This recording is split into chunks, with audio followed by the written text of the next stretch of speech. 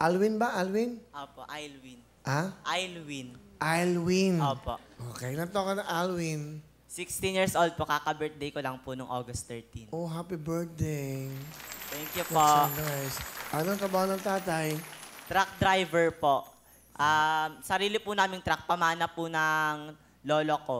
Ah, truck talaga. Opo. Saan bang probinsya nyo? Sa San Jose del Monte, Bulacan po. Pero doon po kami ngayon nakatira talaga. San Jose del Monte. Okay, ilan kayo magkakapatid? 4 po, ako po yung bunso. So, ikaw ay nag-viral daw. Opo. Ilang milyon na ba ang views mo? 2.4 M po. Wow, 2.4. Opo. So, nung nakikita mo marami nakakapanood sa'yo, ano naramdaman mo? Masaya po na sikat na daw po ako, ganun po. Talaga. Opo. Alwin, sino ang kasama mo? Pinakikilala ko po ang supportive at maganda kong nanay, si Mama Olive. Nanay Olive, welcome Hi po. po. Hi Nanay, po. ano gusto niyo sabihin sa bunso niyo? Alwin, andito na tayo. Di ba ito yung pangarap mo, lalo ka na. Sana matupad mo para gumanda yung buhay natin. Yun lang. Love you. I love you too, Ma. Ma, thank you sa mga sakripisyong ginawa mo sa amin para mataguyod kami. Kayong dalawa ni Papa.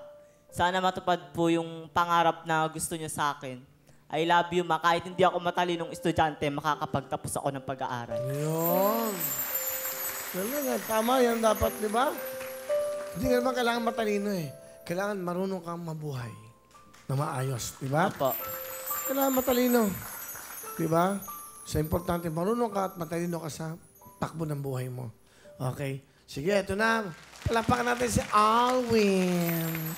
Oh. Been all day,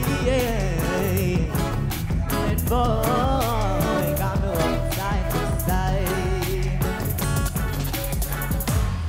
Thank you very Thank you much. po. Galing-galing. Ate ko pong sing-sing. Ate ko pong sing-sing. Anong title na Ate ko pong sing-sing? Side to side po. Ah, parang ate ko pong sing-sing. Ate ko pong sing-sing. Ang galing niyo sumayaw, sexy oh. Galing ni Val. Alwin, good luck sa'yo ha. Sana matupad ang pangarap. Opo. Ang ganda ng performance mo, humiga ka pa ha. Ano yung tawag sa ganon? Palong-palaw, ganon. Hindi, Versace on the floor. 10,000! Thank you, Kuya Will. Ganon ka din